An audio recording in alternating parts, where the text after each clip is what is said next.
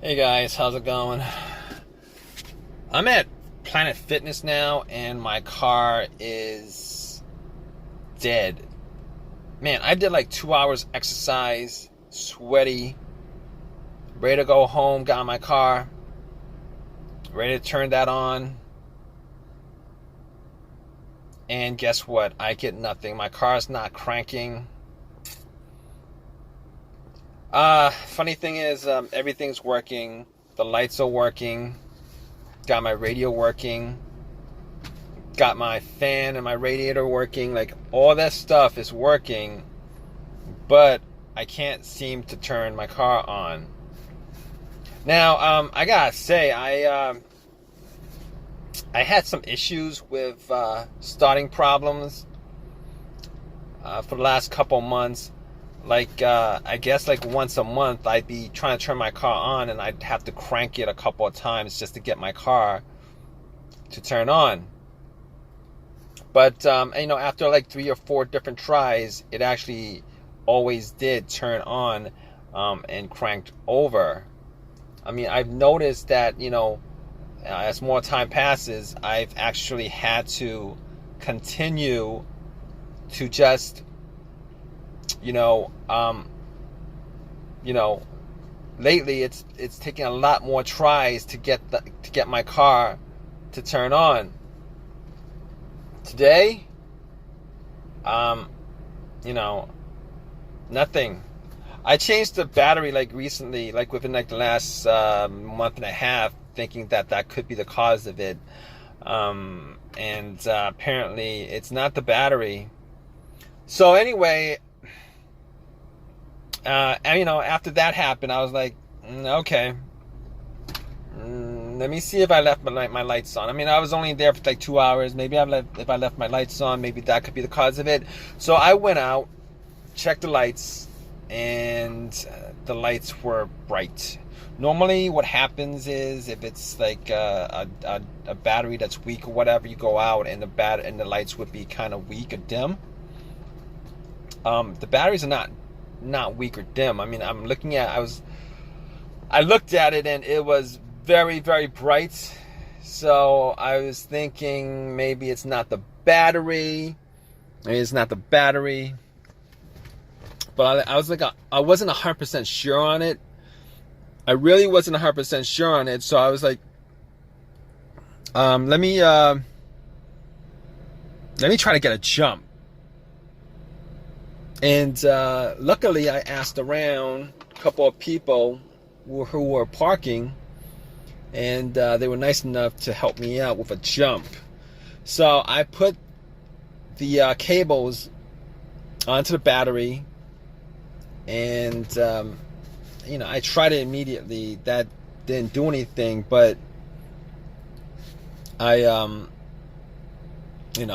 waited for like a couple minutes, hoping that it would charge up my battery to just crank it up, hoping that was the issue, it was a defective battery. But nothing happened after that. I tried turning it on and nothing happened, just got the same thing. And got that click. Guys, that starter click, it just sounds like a click. Sound like a click. So I'm like, it sounded like a click. So I'm like, okay, definitely at that point, it's not a battery issue. My battery is fine, because working off somebody else's battery, my car should turn on if it's a battery issue. All right. So figure it wasn't the battery. Battery's fine. It's good. I've had it for like a month and a half. It's brand new. Sometimes they're defective or whatever, but that's not the case here. So I'm like, what else could it be? Let's go to what it could be, the next step, which is that maybe it's the alternator. So I'm like, it could be the alternator, but no, it couldn't be the alternator, because my car wasn't on. I didn't need my car on. My car wasn't on. My engine wasn't running. My So normally the alternator goes out while your engine is running because it's not charging up the battery, and since it's not charging the battery, your car's running on the battery until it just finally dies out. I mean, it's a rare occurrence where my car was running on a dead battery up until the point I parked it and then turned off, and then it was very weak, and then I spent 2 hours in the gym, came back, tried to turn it on, and the battery's 100% dead. But that's not the case. That's not the case because if it was the alternator, once I put cables onto the battery from another car, the car should crank up. We crank or whatever, I would still hear a crank, and we should crank up. And then once you take the cables off, it would just die out because it's getting all the power from the battery from the other car. But that's not the case here because I put the cables on the battery and nothing happened. So I could rule out the alternator, rule out the battery, rule out the alternator. So what else could it be? Well, next thing up could be fuses, could be a relay. Well, let's do the relay. So I was thinking, well, it could be the relay. It could be the starter relay. I know it's not the fuel pump relay, because if it's just the fuel pump relay, this car would actually crank. It just wouldn't crank over. So I could rule out the fuel pump relay. It could be it could be the relay to the computer also, but I'm not even gonna go there. So the fuel pump starter. That's the work of the starter relay. Is it the starter relay?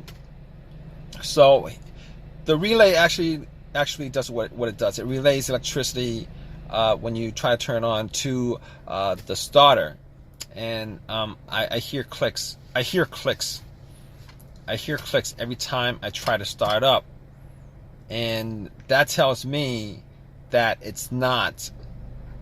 That tells me that it is not the relay that's causing it, because if it was a relay that was causing it, I wouldn't hear clicking. I wouldn't hear click every time I try to, because what happens is that's the solenoid you're hearing clicking, but the starter motor is not engaging. So I hear click, but okay. So moving on from that. I'm not 100% sure of it. Not 100% sure of that, but let's move on. Fuses. It could be a fuse, but generally the 2 times that I've had issues with a fuse blown out and a no start issue, I've had this maybe twice since I've ever owned a car. So the first one was, the car cranked up, but it wouldn't turn over, and I went through trying to figure out what that was, but it became it was a fuse that was causing it. That's what was causing it. The car cranked, but it wouldn't turn over, and as far as trying to figure out what's causing it, could be a whole bunch of other things causing it. Fuel pump, most likely a fuel pump, but it wasn't the fuel pump. Once I did a little fuse test to see which was good and which was bad, found out the bad fuse, popped it out, popped another fuse in, and it cranked over without a problem every single time. But that's not the situation here, because there's no crank at all. There's no crank at all. So that's not the situation here. The other time that I had a problem with fuse that caused a no start situation was no power to the car at all. I tried starting the car up, no power. It was as if somebody took the cables off the battery. Absolutely 100% dead. 100% dead. And it turned out, it was an Acura. It turned out to be a main fuse that connected the battery to the fuse box, and that was blown, which pretty much cut off all the power to the car. But that's not the situation here. It's not the situation here because, you know, I got everything still working. The lights work, you know, everything on the dash looks good. Everything on the dash looks good. Everything looks good, you know. So that's not the problem here. Okay, it's not the two cases of the fuses blowing that could have caused this. I mean, it could be, you know, something else with the fuses, another fuse that's blown, but I don't think that's the case. I don't think that's the case with this car, and not that I could actually test it out 100%, but I mean, just hypothetically speaking, I don't think the fuse is the cause of it. So if it's not any of those causes, I'm gonna guess that it's my starter. It's not starting, it's not cranking. I'm not hearing anything from the starter cranking. So I'm like, I mean, there's a couple ways I could test it. I could, you know, try to bump the starter. Well, that's not actually testing it. That's just hoping that it has one crank left to crank it up. You know, hitting the starter and stuff like that. I mean, that could work, but I'm not going to do it because I don't have a long enough crowbar, and I got to find out where the starter is on this car. Sometimes it's really not, you know, it's really not, you know, in a place where I could actually bump it. I mean, I could put a wire to it and then try to start it up, see if there's a test. I'm not going to do that right now because I don't have the tools to do it. But at this point, I'm going to assume it's a starter. And the reason why I didn't go there to begin with, I didn't assume it was the starter to begin with, is because I changed the starter out 8 months ago on this car. Changed it out 8 months ago on this car. What are the chances that 8 months later I maybe put in maybe I don't know, 8,000 miles on this car within 8 months? And what are the chances that it is, you know, that's the problem? Because I didn't, you know, you put a new starter, you're hoping you get maybe maybe over 100,000 miles on the starter itself. But the starter I bought was a rebuilt starter. I've had issues with rebuilt stuff before. I bought a rebuilt alternator from AutoZone before, and that thing lasted me like 6 months before my car was having issues. I know somebody who bought a rebuilt alternator, and the guy immediately started having issues once he popped it in because it wasn't charging the battery right. So at this point, I'm thinking it's the starter. I'm waiting for AAA to pick my car up, going through all those steps of trying to figure out what it is.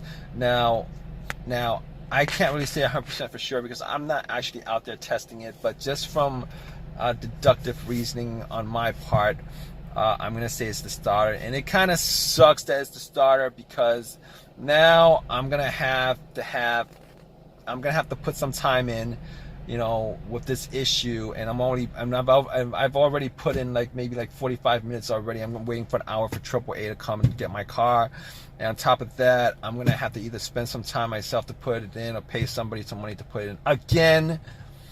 And that starter is warranted for I don't know what, a year or whatever, but it's warranted, and it kind of sucks because it's not actually the warranty that's the issue. It's either putting the amount of time in to get the starter, paying somebody to put in the starter.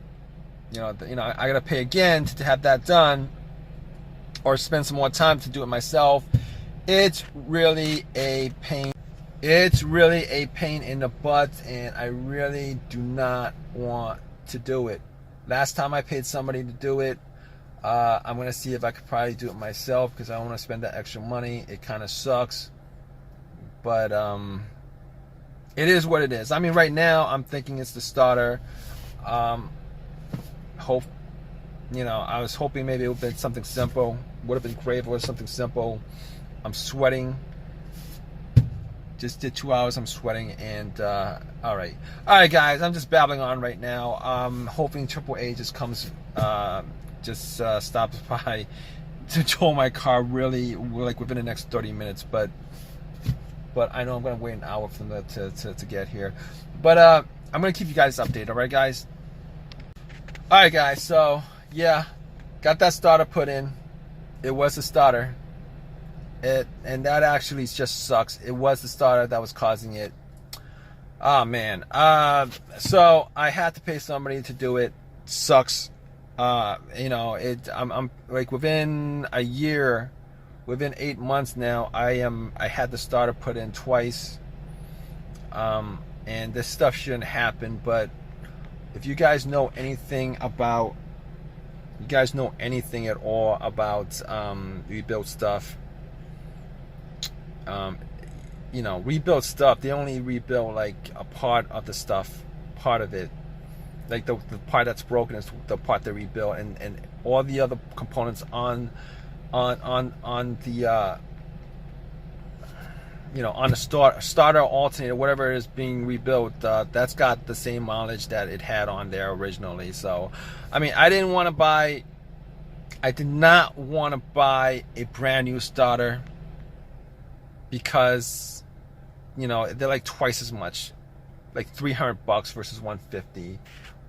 You know, had warranty on it, so I got the starter anyway, warranted. You know, it's still warranted, but still, I didn't want to pay any more than I need to. Already complained to them about it, but you know, they're not going to give me money to get it redone. So, but that's just what it is. That's probably why it's warranted to begin with. But anyway, hope you guys enjoyed this video, or I hope it has helped you out. Please give me a thumbs up. If you guys got any comment, please comment, and please subscribe, guys. All right, take care.